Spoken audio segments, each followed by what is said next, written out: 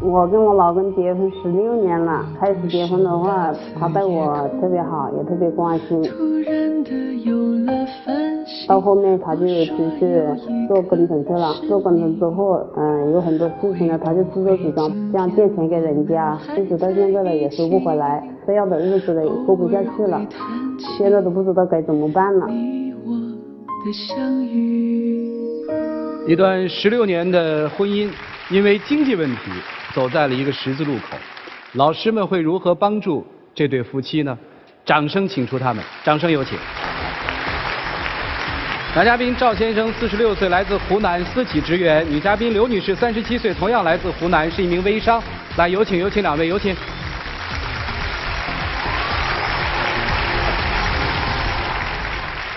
欢迎两位哈。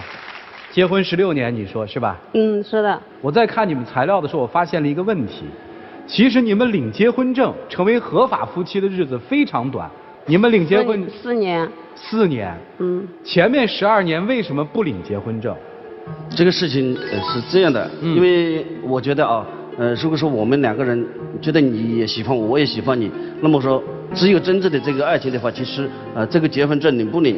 对于我来说的话，好像无所谓。这是你的认为。对。那你当时怎么就接受了这个12年不领结婚证呢？而且还生了个孩子。当时的话，我也想过要领结婚证，但是他就说领这个结婚证的话，其实也不代表什么，只要我们两个人感情好就行了。其实我们当时也是真心相爱的。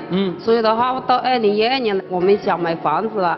就想着买个房子肯定要结婚证，我说那就去拿个结婚证算了，是这样子。那接着我就想问了。这么听下来说，结婚这12年来，情感应该是非常稳定的，对不对？之前的话，确实他对我也可以，也蛮好的。就是到后面我儿子7、8岁的时候，他就出去做工程去了，整个人就变了，不顾家，把家里钱也借出去，到现在的话也要不回来。好了，那第二个问题就出现了，你的描述里是他出外做工程，这个人就变化了。对不对？是的。但是我们看你们材料，发现在这个人变化之后，你做了2个大胆的决定。第一个决定是我跟你领结婚证，第二个决定是我再给你和我们俩生一个宝宝，这是为什么？其实当时也发生了很多事情，不是说想相差那么长时间才能生这个2宝。其实在我儿子2、3岁的时候，我也怀过孕嘛，就是身体不好，那个小孩就流产了。到后面的话，他去做工程，就想着这个工程是可以赚笔钱的，也有计划想要个小孩，赚到钱的话，肯定养小孩肯定就没有问题了。结果他是把钱借给人家，回不来了，结果就造成我们现在这个局面。从他所说的概念里面，我们大概明白了。结婚6、7年之后，你就出去做工程，这么多年做下来，你现在是挣了很多钱，还是欠了一屁股债？挣了钱，但是借了大多数的这个钱给别人。哦，你挣钱了，但是这个钱你没有，是借给别人了，是这意思吗？是的。那你现在别人借你的钱大概有多少钱？20多万左右。20多万？没有，100多万外面。不，你们俩这差距就很大啊。按他的描述，因为他不想讲。之前的话，第一个工程他那里的话就有60-70万，后面的话就是我给他拿的钱将近40万，他也没有回来。到后面他又买了辆车，他也不跟我讲，这个车被人家开走了，车不见了，钱也不见了，所以我就很生气。其实之前的那60多万的话，他当初借我的钱去的时候，他说最多也就是半年时间，但是后来的话，也是换上没有。这个开下去，然后导致现在一直都没有还我。我刚才说的这个20多万的话，其实也就是在后来在外面自己去做工程，然后这个钱的话呢，也是出于很多无奈的这个情况之下的话呢，借给了别人。到现在的话，一直也很少收回来。哦，80万，还缺20万。车呢？你没提车，对，车。是啊，这个车你自己买了也是不跟我讲的。这车的话，那个时候是做工程买了一台车嘛。我合作的这个朋友的话，他就把我的车弄丢了。他的话呢，就非常纠结，车到底哪里去了？车不见了，钱也不见了。不，这个钱又不是大风刮来的，是不是？车丢了。是的。报案了吗？报了。谁开的丢的？是我做工程的这个合作伙伴嘛。他还你啊，他应该给你啊，他开的你的财产呀。给我的话，他后来就打了一个白水条给我，打了一个欠条给我。到现在这个车钱都没给，像这些事他根本都不跟我商量的，钱借出去，跟人家合作，就都是自己投资，买这个车也是都是他一个人，也不跟我讲，他就是同一个人，他后面还借5万块钱给他，他也不跟我讲。为啥呢？这5万块钱的话，其实是他的儿子得了一个很急的这个病，需要这笔钱。当初也就是因为他儿子疾病了嘛，开着我的车弄丢了。手上现在就是一些纸条，这个欠条就有100多万。欠条期限最远的在哪年啊？08年。这期间也没要过。有要，但是钱拿到人家手上去的话，真的很难要回来的。钱的事儿咱们就先说到这儿吧。那现在你们今天来的目的是什么呢？我的目的就是他把钱借出去了，给我们家庭造成了很大的一个影响，生活不下去了。我觉得他没把我放在眼里，这样的日子没办法过了。你现在做什么？我现在做微商。因为生活不下去了，我没办法。是不是随着老二一天天的长大，发现家里的钱越来越少了？你觉得没有安全感？我之前我是也有工作的，有一定的经济来源。后面我自从怀了我老二，我就开始没上班，经济特别的紧张。生意不好做，到底是赔钱了还把钱借人了？借给别人。家里面日子那么难过，干嘛还把钱一次次往外借呢？这个事情啊，我觉得委屈。别人亲人嘛都在医院里面了，然后他开口向你借钱的时候的话，难道你就这样甩手而去吗？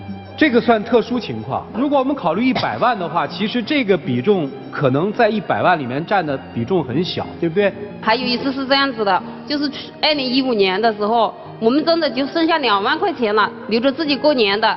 结果一个朋友说有什么问题啊，说向他借钱，他就借了1万5给人家，自己留5000，你说这个年怎么过啊？因为他当初跟了我2、3年，快要到过年的时候，然后没钱回去过年，然后他自己一个人背着一个包，然后自己家里都不管了，就管着人家，别人年过不成了，你会怎么样？自己家的年都过不成了。我问一下啊，你嫁给赵先生的时候，赵先生做什么？就做生意吗？是的。经济条件好吗？之前还可以。那就是说，其实，在10几年前，赵先生就算一个小有成的一个生意人，是吗？那是不是在他亲戚和朋友的眼里，他的生意做的都挺好的呢？是的。也就是说，大家都认为他是一个挺成功的生意人。在外人看来，赵先生应该还算有钱，是吧？在朋友眼里，我就是有钱的。那现在朋友知不知道你的生意其实也挺难做的呢？他从来不会把家里的这些事情跟人家讲，他就是还是很要面子的，就在别人面前装着好像自己还是一个大老板。所以的话惹来这么多麻烦，造成我们现在就过不下去了。半年他才给了我3000块钱，2个小孩加上我自己3个人的开销。所以我真的是没办法的。也就是今年的这个时间钱紧一点嘛，紧一点的话，然后他就说家里没钱了，怎么样，这个日子不过了。本来就是家里的就是没钱，你还拼命的，别人一向你借钱，你哪怕没钱，他会向朋友借钱再借给你。现在2个宝宝对吧？是的。应该特开心哈，1儿1女是吧？是的。知道家用开始变多了吗？是的。但是你挣钱越来越不容易了是吧？是的。对未来有什么打算和考虑吗？只有自己在全力以赴，像现在目前在北京那边的话呢也。投了一个项目在那里，然后在长沙这边的话呢也投了一个项目。虽然他们欠我的钱，但是的话我也会我们先不说欠钱这点事儿就是你在北京这么努力，在长沙这么努力，跟你老婆说了吗？说了。她不理解。她也理解。现在赚钱很难的，所以的话你投资出去，你不是说你投资马上这个钱就赚得到，不像我们以前。现在你要知道，2个小孩开销大了，你赚钱少了，你都不拿钱回来，你说我们半年在家里3000块钱，你说怎么过啊？有时候我打电话给他，跟他讲家里的一些事情，他都还不愿意跟我讲，他就说知道了。我能感觉到他那个苦闷。如果你不爱他的话，我相信你不会跟他领结婚证。是的。如果你不爱他，你不会给他生2宝，对吧？是的。如果你不爱他的话，你也不会跟他领结婚证。这就是说，我们家庭面临困难的时候，过去挺好的情感，在物质捉襟见肘的时候，可能过去我们认为对的做法，现在看来都是奢侈浪费了。过去他把60万借给别人的时候，你也没觉得什么吧？是不是？现在是捉襟见肘了，不知道怎么办，你心里又特委屈，是吧？你觉得你也挺努力的在干，对吗？对。然后朋友的面子还要维护，是吧？对。这可怎么办呢？老师们，你们看怎么办吧？来，我们一起进入丘比特问卷。我觉得太太这边，其实你是非常爱她的，但是我知道，当你付出越多，你就得到更多的回报，所以信任危机发生。我认为夫妻只要有信任危机，就会进入真正的难处。但是我必须说，患难才见真情。你以前跟他是非常顺遂的过来，但是今天这是一个难关，我要劝你们一起度过。所以我要讲第二个问题，老公，我知道你的委屈，你做生意的朋友有通财之意，你以前借钱给别人，现在人家在跟你借，你总不好说我没钱，对不对？所以打肿脸充胖子，你要面子，你老婆要里子。如果面子跟里子都有，才是美好的人生。但是如果面子跟里子只能选一个，你选面子还是里子？我觉得你的老婆现在这个警讯也是对你的保护，否则你把钱全部借光，你们家孩子吃什么？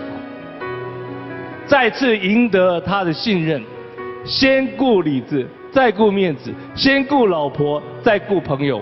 我觉得你们可以度过危机的。加油！好，谢谢郭伦兄，谢谢。对很多女人来说，结婚证有时候不是只有一张纸或不是一张纸的问题，结婚证就是承诺、保证跟安全感。我们可以有一天两愿解约，但是你愿意先跟我签约，这是一个诚意。我倒很好奇，先来问问咱们赵夫人，请问在教孩子这件事情上，你老公挺你吗？他不管的，有时候我打电话，我说，你还是要多打电话给儿子沟通一下。你希望他管点，对不对？我希望他管小孩，但是他就说你这管就可以了，一个学期大概就是2、3个电话这样子的。明白，大哥，为什么我要问这个问题呢？因为除了那纸结婚证啊，女人的第二个安全感来自于你怎么对待我和对待孩子。不然的话，我们怎么知道你爱不爱我呢？很多男人都说啊，我爱你，我很爱你，我真的觉得你好重要。但是呢，孩子的电话一个学期没打几次，然后我需要你的时候，你都在帮朋友。其实，与其说你老婆很在意钱，更重要的是，她很在意你对她跟孩子完全没有你对别人那么好。其实也没有，其实我觉得孩子的话，家庭的话，由他去管的话，我作为一个男人的话，有一个这个安全的这个后方。男主外女主内的意思就对了。所以说我就想全部放他去管嘛。你说的男女分工，男主外女主内，你是你的，我是我的，你的工作归你的，我的工作归我的，那就不叫家呀。家是我们一起经历很多共同的成长，家是一个生命共同体。你不再是你，他也不再只是他，你们变成了我们。所以你的事儿也是他的事儿，他的事儿也是你的事，这样你了解吗？你们可以有分工，但是必须要商量。你做的事情要跟他报告一下，他照顾孩子有什么需要你帮忙的，也会跟你汇报一下。这个汇报不表示我要干预你的工作，而是我跟你分享我的感受跟需要，这才叫做家。我只问你一件事，如果你再继续顾朋友，老婆真的要跑了，你会担心吗？我觉得如果朋友或者是朋友的家人遇到了生命危险的话，那么我还是会。好，那他们如果没有遇到生命危险之前呢？那么从今天开始，今天开始怎么样？再也不做了。记得你说的，你有很多朋友，但是你只有1个老婆跟2个小孩。所以请你先顾好，只有你赵先生能顾的，其他人也要让他们的家人跟他们其他的朋友有这个爱心跟机会去付出。你不能包山包海，就是不包你家。你得要先顾好唯一的老婆，唯2的小孩，其他的都是次要的。同甘共苦，一定是好夫妻。但能同甘不能共苦，这是假夫妻。反过来，如果能够共苦却不能同甘，这是最可惜的。生活当中有很多人像丈夫一样说这样的话：结婚证不过是一张纸。的确，结婚证就是一张纸。但是人的这辈子，好像也就那么几张纸。出生证明、工作证明、学历证明、结婚证明、离婚证明，又或者是死亡证明。的确是纸，但纸背后的意义其实很重要，是你对于这张纸的尊重。而你们之间的事情恰恰证明了，结婚证重不重要？其实很重要，但是你们俩从来没有尊重过这张纸。丈夫说，如果感情好，要这张纸干什么？对于那些真正笃定了要在一起好的人，确实只是一张纸，但谁又能够保证在生活当中不会去懈怠？所以才有时时刻刻的让这张纸来警醒自己，我是个结了婚的人。你们俩很奇怪吗？好的时候不打结婚证，当不好的时候，你们反而打了结婚证，反而要了孩子。在我看来，这都是不尊重结婚证的表现。在最开始的时候，你们没有给对方保障，也没有给自己的孩子保障。结婚证有的时候就像身份证明一样，不是要证明你们是夫妻，是让你们更好的在这个社会上生存，受到法律的保护。你们连一张纸都不敢领，那么你们敢面对什么呢？事实证明，到后来，当经济条件出现状况的时候，你们领结婚证，但这个时候领结婚证只是为了挽救，只是为了告诉你，12年了，我们终于领了结婚证，你不要在外面做生意，不管家里。在这个时候，结婚证已经成为被你们利用的一纸道具，所以你们从来没有尊重过这一纸公文。所以说，就不要那么潇洒的说，反正感情好就不需要领结婚证。其实恰恰因为人有的时候因为情绪，因为生活的起起伏伏，会导致到自己懈怠、悲伤，又或者是恍惚。所以有的时候人生当中需要这些证明。人无完人，坦率的来说，如果在生活当中有可能的话，看看那本结婚证，摸一摸它，告诉他自己是个结过多少年的人，从什么时候开始两个人开始了夫妻般的生活。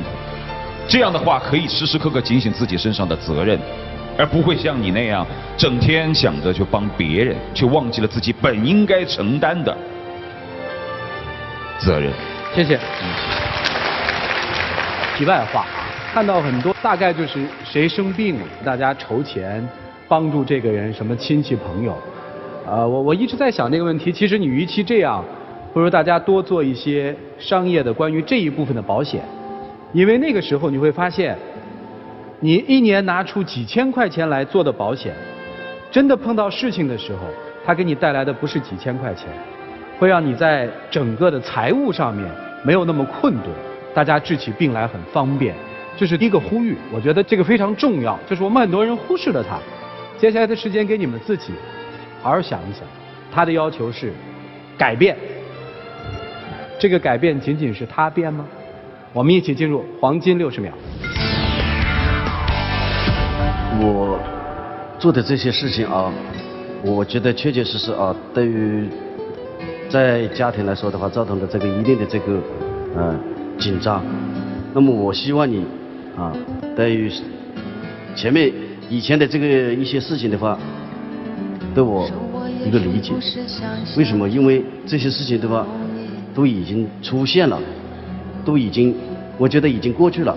那么说我对于这些借出去的这个钱的话呢，我也会慢慢的去把它要回来。然后接下来的话，家庭出现这一个状况的话呢，我也想全力以赴再去赚回来。就算他们不给我，那么说我也会去努力去赚的。所以说，请你还是理解。来，请亮灯。最后提醒一点啊，借条的法律追诉期是2年啊，你得更新啊。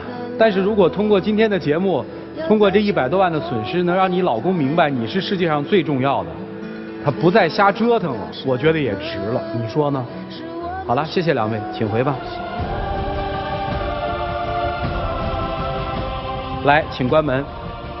这对有着16年情感纠葛的夫妻，在他们婚姻的十字路口，听过老师们的点拨之后，他们会做怎样的选择呢？请开门。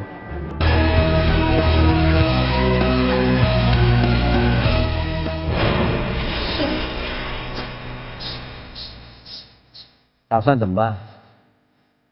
其实我们这段婚姻的话，前面的话也是我历尽了千辛万苦而得来的。